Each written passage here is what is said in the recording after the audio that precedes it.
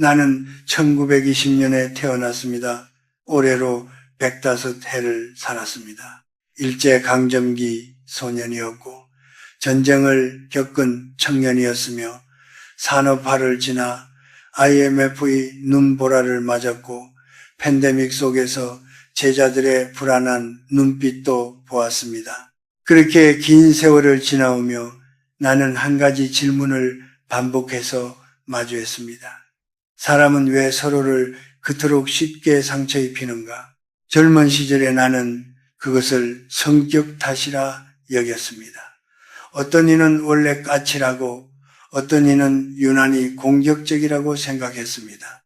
그러나 나이가 들수록 그리고 수많은 학생과 동료, 가족을 지켜보며 나는 조금씩 다른 결론에 다다랐습니다. 사람을 가장 날카롭게 만드는 것은 악의가 아니라 결핍이라는 사실이었습니다. 내가 처음 그 사실을 뼈저리게 느낀 것은 전쟁 직후였습니다. 대학 강단에 막 섰을 무렵이었지요. 한 동료 교수가 있었습니다. 그는 늘 학생들을 심하게 꾸짖었고 동료의 연구를 깎아내리며 작은 실수도 크게 몰아붙였습니다. 모두가 그를 두려워했습니다. 나 역시 그가 두려웠습니다. 그러나 어느 날 술자리에서 그가 조용히 털어놓은 이야기를 듣게 되었습니다. 그는 전쟁 중 가족을 모두 잃었고 학자로서 인정받을 기회를 번번이 놓쳤다고 했습니다. 나는 평생 누구에게도 충분히 인정받아 본 적이 없네. 그 한마디를 듣는 순간 그의 날카로움이 전혀 다른 빛으로 보였습니다. 그는 강한 사람이 아니라 채워지지 않은 사람이라는 생각이 들었습니다. 그 후로 나는 사람의 공격 뒤에 숨은 빈자리를 보기 시작했습니다.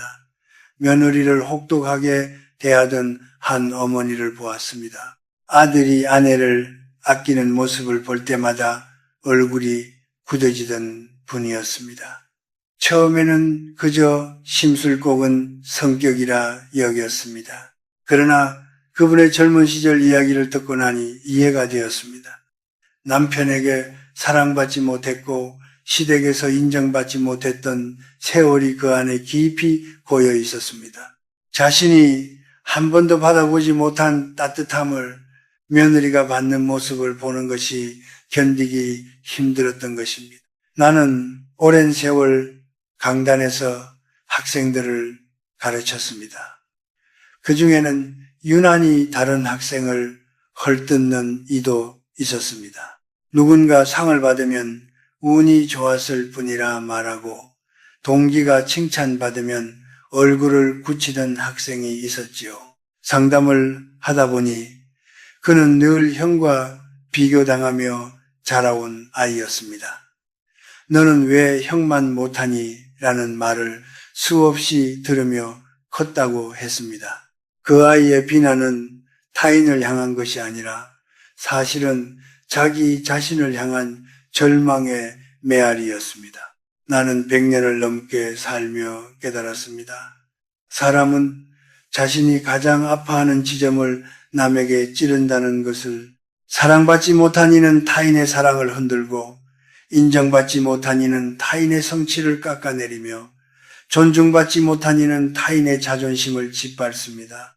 그것은 의도적인 악이라기보다 자기 고통을 견디지 못해 밖으로 흘러나온 상처입니다. 요즘 통계를 보니 우리나라 중장년층의 우울감 경험 비율이 해마다 높아지고 있다고 합니다. 은퇴 후 역할 상실, 자녀 독립 이후의 공허함, 경제적 불안, 겉으로는 아무 일 없는 듯 지내지만 속으로는 텅 빈 채 살아가는 분들이 적지 않습니다. 그 빈자리가 때로는 가장 가까운 사람에게 날이 되어 돌아갑니다. 가족에게, 배우자에게, 자식에게. 나는 노년에 이르러 이런 말을 자주 되뇌입니다. 노년은 인생을 증명하는 시간이 아니라 이해하는 시간이다. 젊을 때는 성취로 자신을 증명하려 애썼습니다. 그러나 이제는 압니다. 채워지지 않은 것들을 억지로 숨길수록 그것은 더 큰 그림자가 되어 우리를 따라다닌다는 사실을, 혹시 지금 여러분의 머릿속에도 누군가 떠오르지 않습니까? 유난히 당신을 힘들게 했던 사람, 그 사람이 했던 말 한마디가 아직도 마음에 남아있지 않습니까? 나는 묻고 싶습니다. 그 사람은 무엇이 그렇게 부족했을까요? 그가 평생 갖지 못한 것은 무엇이었을까요? 이 질문을 던지는 순간 미묘한 변화가 일어납니다. 분노가 아주 조금 느슨해집니다. 상처가 약간은 가벼워집니다. 그 사람의 말이 절대적인 진실이 아니라 한 인간의 결핍에서 비롯된 그림자일지도 모른다는 가능성이 보이기 때문입니다. 나는 오랜 세월을 지나오며 확신하게 되었습니다. 우리가 마주하는 많은 공격은 우리에 대한 평가가 아니라 상대의 고백이라는 것을, 나는 부족하다라는 말을 차마 입 밖에 내지 못해 대신 타인을 흔드는 방식으로 드러낸 고백 말입니다. 이제 다음 이야기로 넘어가 보겠습니다. 결핍은 구체적으로 어떤 얼굴을 하고 있을까요? 그리고 그 결핍은 어떻게 우리 관계를 서서히 좀먹는 걸까요? 나는 그 모습을 수없이 보아왔습니다. 그리고 그 끝에서 또 다른 깨달음에 이르렀습니다. 나는 강단에 선 지 60년이 넘었습니다. 수천 명의 제자를 만났고 그들의 눈빛을 보며 삶의 온도를 읽는 법을 배웠습니다. 나이가 들수록 사람의 말보다 말 뒤에 결을 보게 됩니다. 특히 결핍은 늘 비슷한 얼굴을 하고 나타났습니다. 사랑, 인정, 존중, 성취, 그리고 소속, 이 5가지는 내가 평생 관찰해온 인간 갈등의 뿌리였습니다. 먼저 사랑의 결핍입니다. 전쟁 직후 나는 피란지에서 임시학교를 열었습니다. 그곳에 유난히 거친 소년이 하나 있었지요.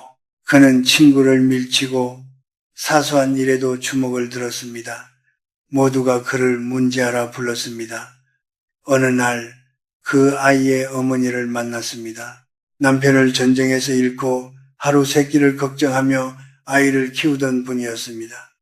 아이는 사랑을 몰라서가 아니라 사랑을 확인받지 못해 두려워하고 있었습니다. 사랑의 결핍은 사람을 차갑게 만드는 대신 이상하리만큼 공격적으로 만듭니다. 나를 버리지 말라는 외침이 너를 밀어내겠다는 행동으로 뒤바뀌는 것입니다. 요즘도 다르지 않습니다. 통계청 자료를 보면 50대 이후 1인 가구 비율이 꾸준히 증가하고 있습니다. 자녀는 독립하고 배우자와의 관계는 식어가고 사회적 연결은 줄어듭니다. 겉으로는 괜찮다 말하지만 마음 깊은 곳에서 사랑받고 싶다는 욕구는 여전히 남아 있습니다. 그 결핍이 배우자에게 날이 되어 돌아가고 자녀에게 잔소리로 변해 흘러갑니다. 둘째는 인정의 결핍입니다.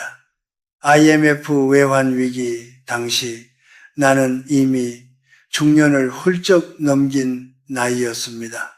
대학에도 구조 조정의 바람이 불었습니다. 그때 한 동료 교수가 후배들의 연구 성과를 집요하게 비판했습니다. 겉으로는 학문적 엄격함이라 했지만 실상은 달랐습니다. 그는 승진해서 여러 번 밀려났고 학계에서 빛을 보지 못했습니다. 후배가 박수를 받을 때마다 그의 표정은 굳어갔습니다. 인정받지 못한 세월이 길수록 타인의 인정이 날카로운 칼처럼 느껴지는 법입니다. 인정 욕구는 부끄러운 것이 아닙니다. 인간이라면 누구나 나는 가치 있는 존재다 라는 확인을 원합니다.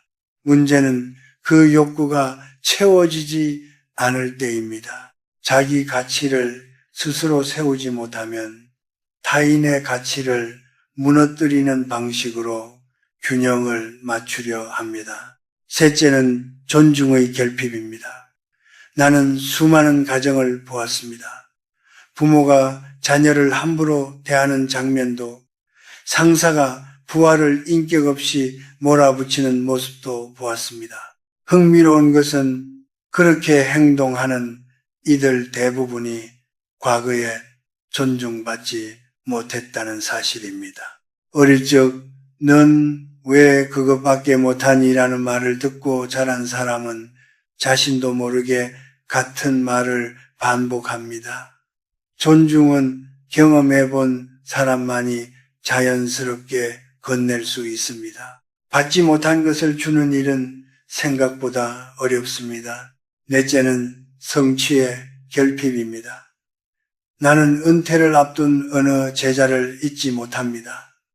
그는 평생 성실히 일했지만 크게 빛나는 자리에 오르지는 못했습니다. 그런데 친구가 사업에 성공했다는 소식을 듣고는 며칠째 분을 사귀지 못했습니다. 운이 좋았을 뿐이야. 그는 그렇게 말했지만 그 말 속에는 나는 왜 아니었을까라는 울음이 담겨 있었습니다. 성취하지 못한 꿈은 사라지지 않습니다. 나이가 든다고 저절로 없어지지도 않습니다. 오히려 시간이 쌓일수록 더 묵직해집니다. 마지막은 소속의 결핍입니다. 인간은 어디엔가 속해 있고 싶어 합니다. 젊은 시절에는 학교, 직장, 동호회가 그 역할을 합니다. 그러나 은퇴 후에는 그 울타리가 갑자기 사라집니다. 나는 이제 어디에 속한 사람인가? 이 질문이 깊어질수록 타인의 소속감이 눈에 거슬립니다. 모임에서 잘 어울리는 사람을 시기하고 남의 관계를 헐뜯는 말이 나오기도 합니다. 사실은 그 관계가 부러웠던 것인데 말입니다. 이 5가지 결핍은 서로 얽혀 있습니다. 사랑받지 못하면 인정에 집착하고, 인정받지 못하면 성취로 보상하려 하고, 성취가 없으면 소속으로 위안을 찾습니다. 그러나 어느 하나라도 채워지지 않으면 그 빈자리는 반드시 어딘가로 새어나옵니다. 그리고 가장 가까운 사람에게 향합니다. 나는 100년을 넘게 살며 배웠습니다. 결핍은 숨길수록 독이 되고 인정할수록 약이 된다는 것을 어느 철학자는 이런 말을 남겼습니다. 노년은 잃어버린 것을 세는 시간이 아니라 남은 것을 사랑하는 시간이다. 우리가 젊을 때 채우지 못한 것들이 있다 해도 그것을 인정하는 순간 비로소 자유가 시작됩니다. 여러분께 묻고 싶습니다. 당신의 결핍은 어디에서 시작되었습니까? 사랑이었습니까? 인정이었습니까? 아니면 존중이었습니까? 그것을 마주할 용기가 있을 때 우리는 비로소 다른 사람을 덜 괴롭히는 존재가 됩니다. 그리고 그때부터 관계는 조금씩 달라집니다. 그러나 또 하나의 질문이 남습니다. 우리는 왜 그런 결핍을 가진 사람에게서 쉽게 떠나지 못할까요? 왜 상처를 받으면서도 그 관계를 붙들고 있을까요?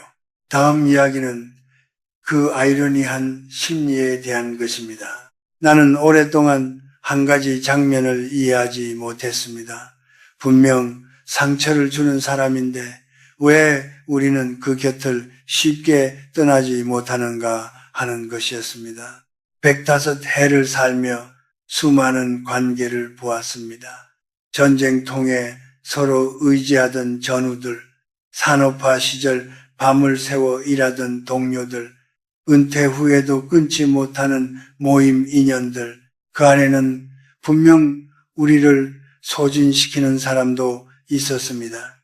그런데도 사람들은 말합니다. 그래도 그 사람이라며 말을 흐립니다. 왜일까요? 첫째는 익숙함입니다. 특히 우리 세대는 참아라, 가족이니까, 조직이니까 라는 말을 들으며 자랐습니다. 나는 일제강점기와 전쟁을 겪으며 배웠습니다. 살아남으려면 견뎌야 한다는 것을. 그 습관이 관계에도 스며들었습니다. 누군가가 우리를 함부로 대해도 그것을 인내의 미덕으로 착각했습니다. 하지만 인내와 자기 소모는 다릅니다. 인내는 스스로 선택한 것이고 소모는 스스로를 잃어가는 것입니다. 둘째는 간헐적인 보상입니다. 이 말은 요즘 심리학에서 자주 쓰는 표현이지요. 쉽게 말해 어떤 사람은 늘 나쁘지 않습니다. 어떤 날은 몹시 따뜻하고 또 어떤 날은 지독히 차갑습니다. 비난과 칭찬이 뒤섞여 있습니다.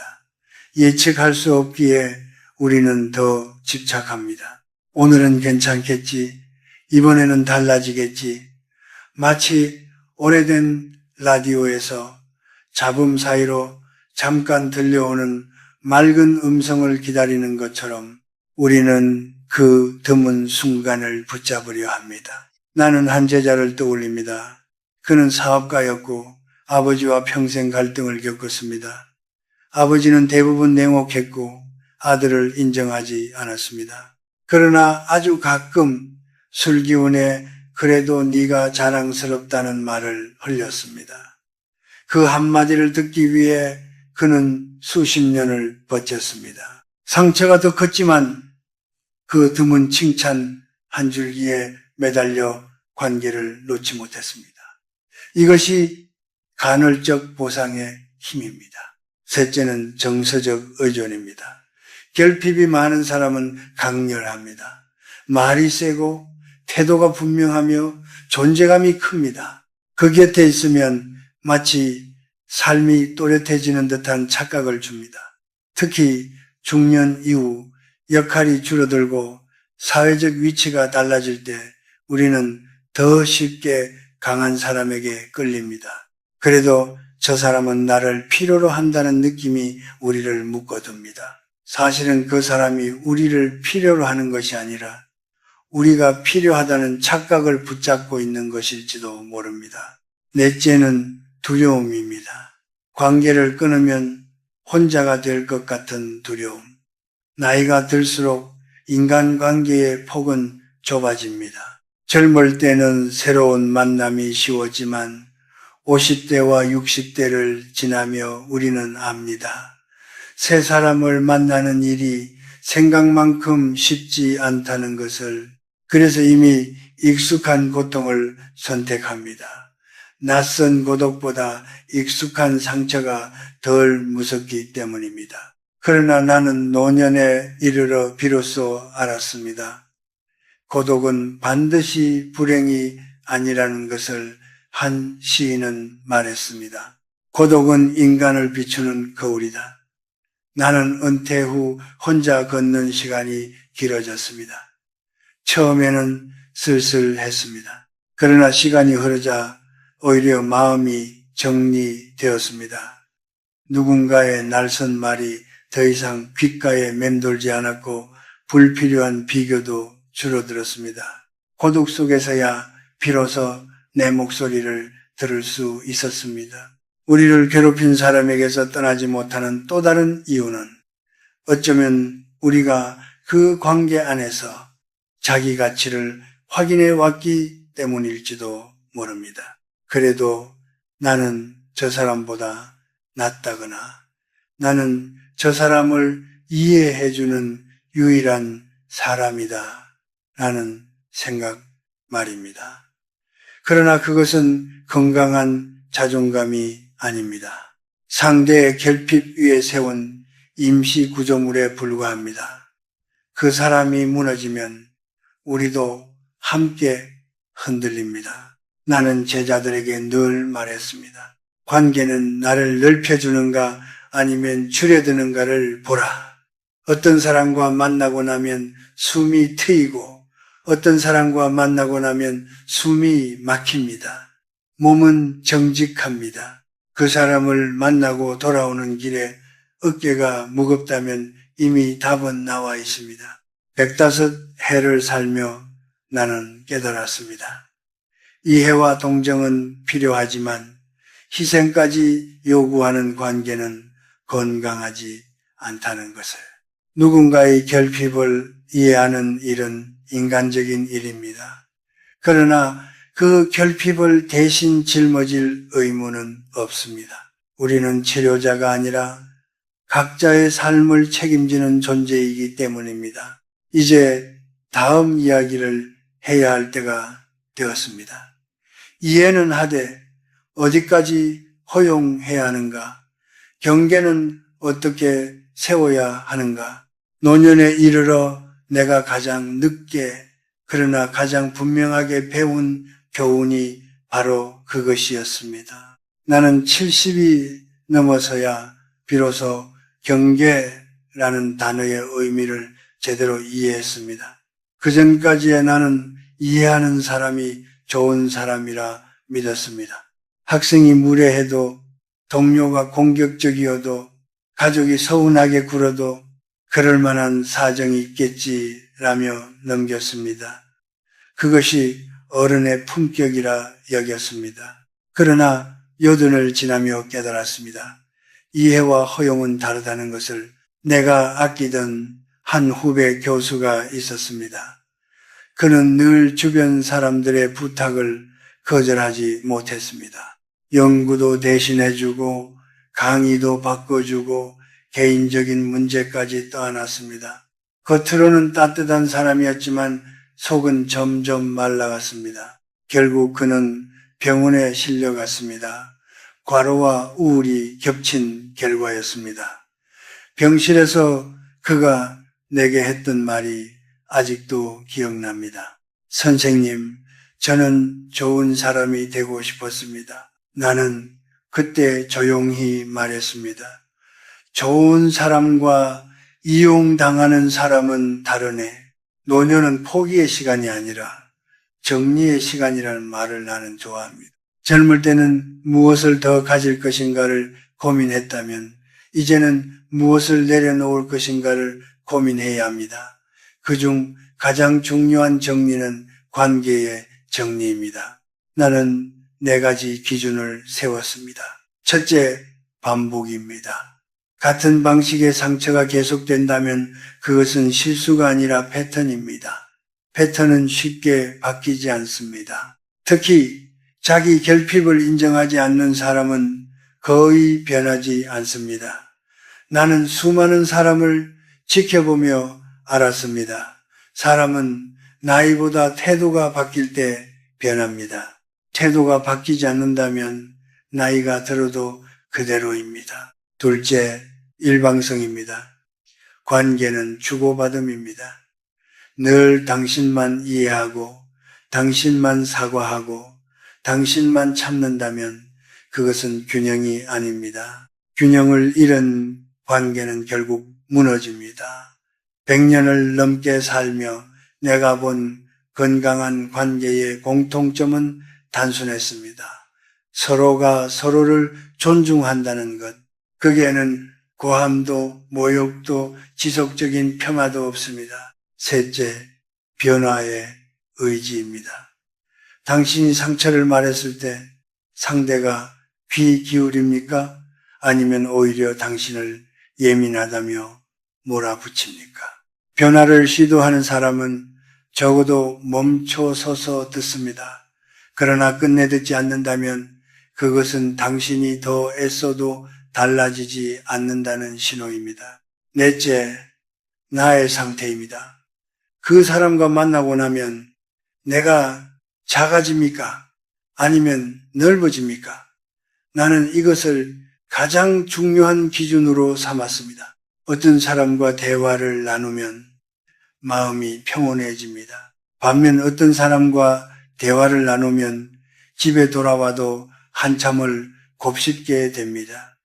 노년의 시간은 생각보다 짧습니다. 남은 시간을 누구의 말로 채울 것인가는 매우 중요한 문제입니다. 거리를 두는 일은 차갑지 않습니다. 오히려 성숙합니다. 나는 몇몇 오래된 인연을 정리했습니다. 피를 나눈 가족이라 해도 내 평온을 지속적으로 무너뜨린다면 물리적, 정서적 거리를 두었습니다. 처음에는 죄책감이 따랐습니다. 그러나 시간이 지나자 알았습니다. 나를 지키는 선택은 이기심이 아니라 책임이라는 것을. 어느 작가는 이런 말을 남겼습니다. 나이가 들수록 용서는 쉬워지고 머무름은 신중해진다. 나는 이 말에 깊이 공감합니다. 우리는 이해할 수 있습니다. 그 사람이 왜 그런지, 어떤 결핍을 안고 사는지 알 수 있습니다. 그러나 이해한다고 해서 그 곁에 계속 서 있을 의무는 없습니다. 105해를 살며 나는 결국 이것을 배웠습니다. 연민은 마음에 두되 경계는 행동으로 세워야 한다는 것. 연민은 우리를 인간답게 만들고 경계는 우리를 건강하게 만듭니다. 둘 중 하나만으로는 부족합니다. 이제 마지막으로 묻고 싶습니다. 우리는 타인의 결핍을 보며 자유로워질 수 있습니다. 그러나 거기서 멈춘다면 반쪽짜리 깨달음에 불과합니다. 진짜 질문은 남아 있습니다. 당신의 결핍은 무엇입니까? 그리고 당신은 그것을 어떻게 다루고 있습니까? 그 이야기를 마지막으로 나누고 싶습니다. 이제 나는 105해의 끝자락에서 조용히 여러분께 묻고 싶습니다. 당신의 결핍은 무엇입니까? 사랑입니까? 인정입니까? 존중입니까? 성취입니까? 아니면 소속입니까? 우리는 오랫동안 타인의 결핍을 이야기해왔습니다. 누가 왜 우리를 괴롭혔는지, 그 사람 안에 무엇이 비어 있었는지 살펴보았습니다. 그러나 노년에 이르러 내가 가장 뼈아프게 배운 진실은 이것이었습니다. 나 또한 누군가에게는 상처였을 수 있다는 사실입니다. 나는 젊은 시절 학문에 몰두한다는 이유로 가족에게 무심했습니다. 제자의 성과에는 엄격했고 아이의 성적에는 쉽게 칭찬하지 않았습니다. 더 잘할 수 있다는 말이 격려라 믿었습니다. 그러나 세월이 흐른 뒤 딸이 내게 말했습니다. 아버지는 늘 저를 시험 보듯 보셨어요. 그 말을 듣는 순간 나는 내 안에 결핍을 보았습니다. 인정받고 싶었던 나의 욕망이 사랑을 표현하는 방식을 메마르게 만들었다는 것을. 나는 평생 존경받는 교수가 되고 싶었습니다.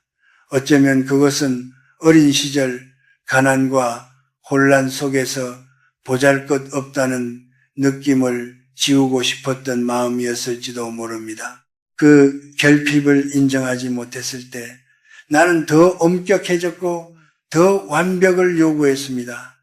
나 스스로에게도 타인에게도. 결핍은 사라지지 않습니다. 다만 방향을 바꿀 뿐입니다. 숨기면 공격이 되고 인정하면 성찰이 됩니다. 한국은 지금 세계에서 가장 빠르게 늙어가는 사회라고 합니다.